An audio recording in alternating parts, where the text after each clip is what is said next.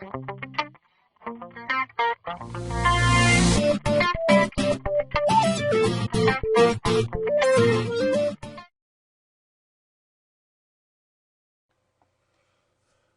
so we're trying to diagram a sentence. So I'm going to give you lots of examples, but I'm going to start off with this one. Okay, the first thing that I do when I get a sentence like this is jump right to the simple predicate of the sentence. The simple predicate will always be the verb. Okay, in this sentence, the verb is studied. This is a simple predicate. Simple predicate is always the verb. Okay. When you diagram a sentence, this is where it goes.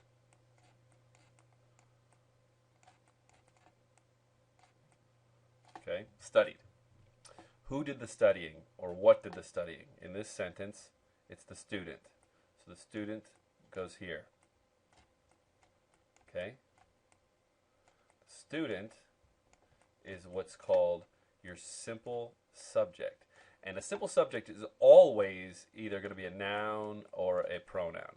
In this case, the student is a noun. Okay, so I'm a noun. My simple predicate is always going to be a verb. Always, with no exception. Simple predicate is a verb.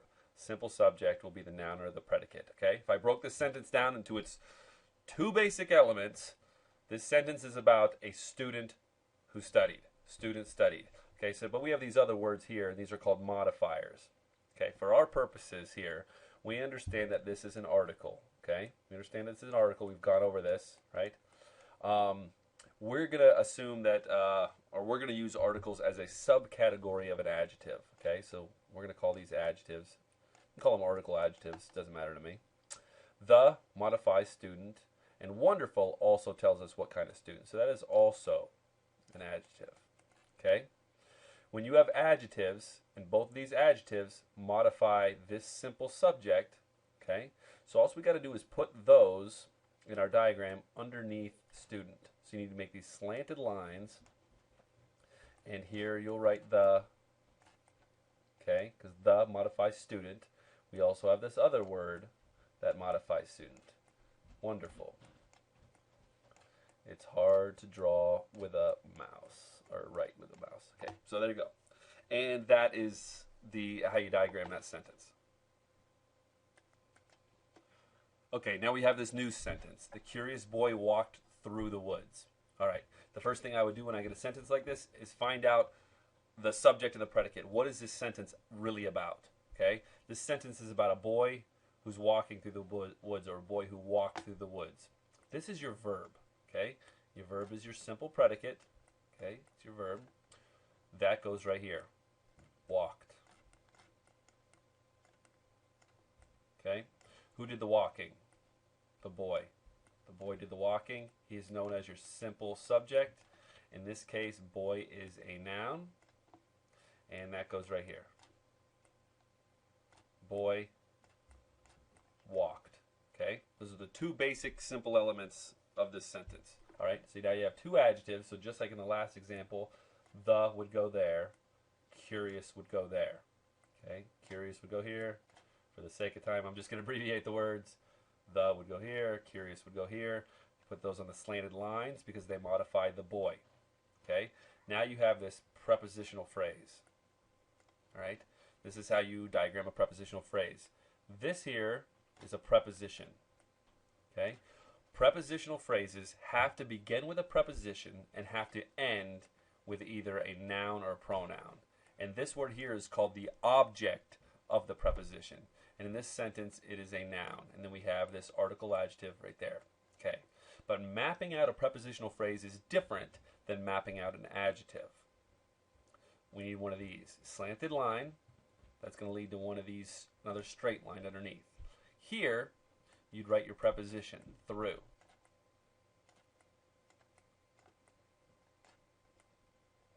All right? And what goes on this line is the object of the preposition. So what goes here would be the word that finalizes that prepositional phrase. And in this example, it's woods. Okay? And any words that modify woods, any adjectives that come before it, any articles that come before woods, you're just going to do what you did over here. They go on a slanted line because they modify boy, so anything that modifies woods is going to go underneath that. So the is going to go here. And there you go. Now that one's mapped. Okay, so we have this next sentence here. The tall and talented girl read. Okay? What's this sentence really about? What's the subject and what's the predicate? What's the simple subject and simple predicate? This is about a girl who's the subject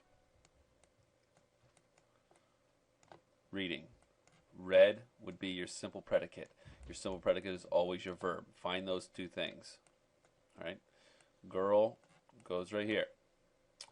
Read is your simple predicate, so it goes right here. Read, girl. All right. I know I'm getting lazy with my diagrams. I'm writing with a mouse, so cut me some slack. All right, so I got all these other words here. Tall tells me about the girl, and talented tells me about the girl. Those are two adjectives, and we're going to count the as an adjective as well. So we have these three lines here, right? We have these three words that modify the word girl. Okay? The, tall, talented. All right? But we have this word and. Okay? And is a conjunction. A conjunction is a word that bridges or brings words together, right? This word here is called a conjunction. Joins words together. It joins phrases and clauses together, all right? But how do we map it? In this instance, we have the word tall right here. I better finish that so we don't get too mixed up. And talented here. We've already put those on our lines because we put our adjectives on those lines. All right? When we have one of these conjunctions that are bringing those adjectives together, you need to make a bridge here. I'm going to write the word and. Okay, and I'll bridge the gap just like this. And that's how your diagram should look. All right, so now I'm going to give you another example, but it's more like the example in our packet. Okay, we're only going to diagram this far. Let me tell you how far.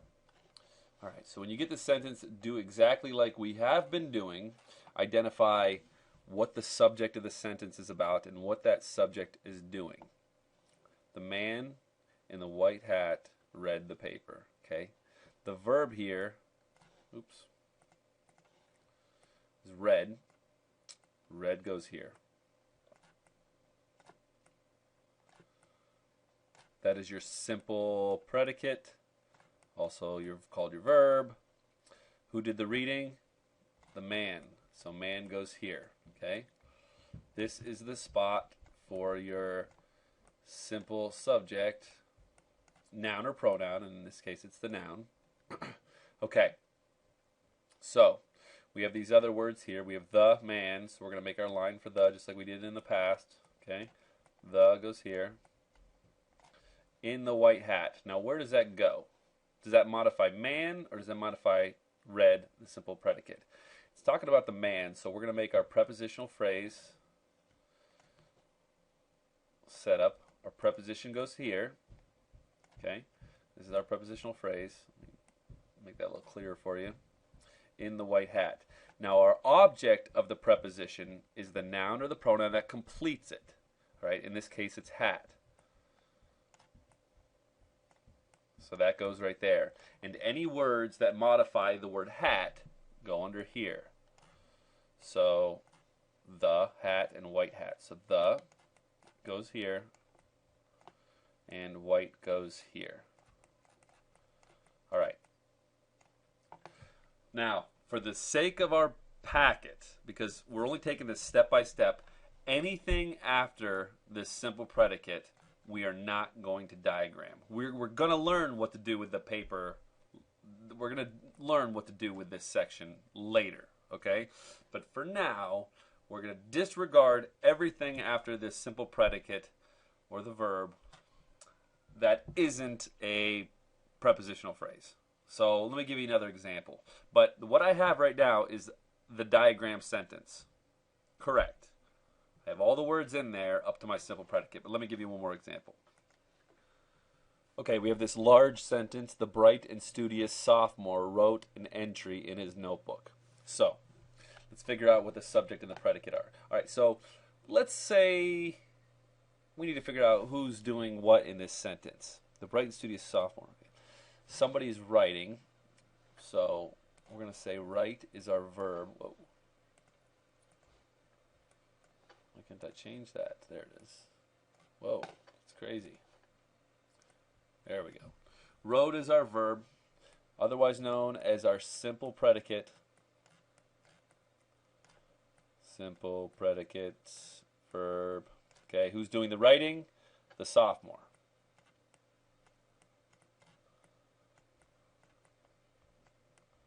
Sophomore is our simple subject. It could be a noun or a pronoun. In this case, it's a noun. Okay, so I got those two words taken care of. All right. The, bright, and studious. We learned that adjectives and articles have to go on our lines, so we have three of them. The, sophomore, bright, sophomore, studious, sophomore. So we're going to make 3 lines for those. Okay. The goes on this line. You should write these words out, but I'm not going to do it because this mouse is driving me nuts. The, bright, studious. Okay. There's our conjunction and. It's combining these two. It's joining these two adjectives, so I need to make my bridge here. And boom. Okay. So everything after that simple predicate, I don't want you to diagram at this point unless you come across a prepositional phrase. All right? So I'm going to stop right there, and I'm going to look at the rest of this sentence this way. I'm going to go, Mr. Daly doesn't want me to map anything else beyond this simple predicate unless there is a prepositional phrase. Oh, and I have one, okay? So I just want you to I just want you to diagram these just for practice, all right? So I've in his notebook, I'm just going to make one of these. In goes here. The object of the preposition goes here.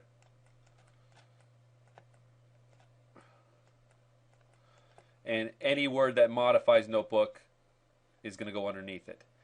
His is a possessive pronoun, but it is behaving like an adjective. It's telling you whose notebook. So we're going to diagram it as an adjective. So his goes right here. Okay?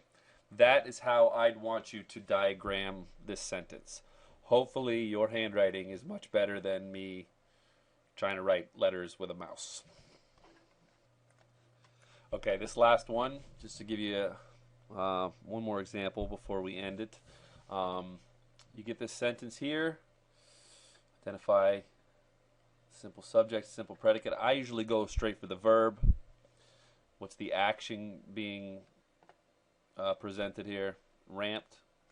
Okay. Ramped goes over here. Ramped is your simple predicate, otherwise known as your verb.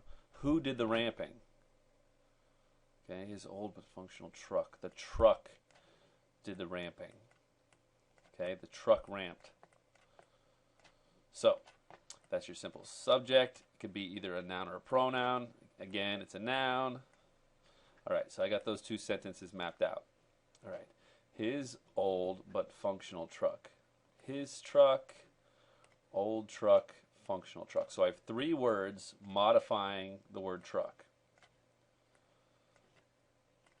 His,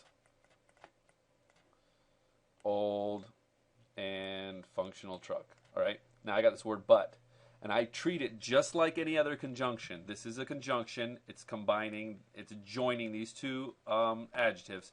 So I'm going to make my bridge, but in this case it's the word but and not the word and. Okay. I'm going to draw my line after my simple predicate because there are sometimes instances after that simple predicate where there's direct objects and indirect objects and lots of stuff going on over there. We're not ready to do that yet. However, if you find a prepositional phrase after the simple predicate, I want you to diagram it. And you will over the fence. Okay? So you're going to make this stoop over. Okay? Your preposition goes on the slanted line. The object of that preposition goes here. And any adjectives that modify the word fence go here. All right? If this said over the old white fence, I would put the, and I'd put old down here as well. Okay? Any adjectives that modifies this is going to go slanted lines here. just like all these slanted line words modify truck.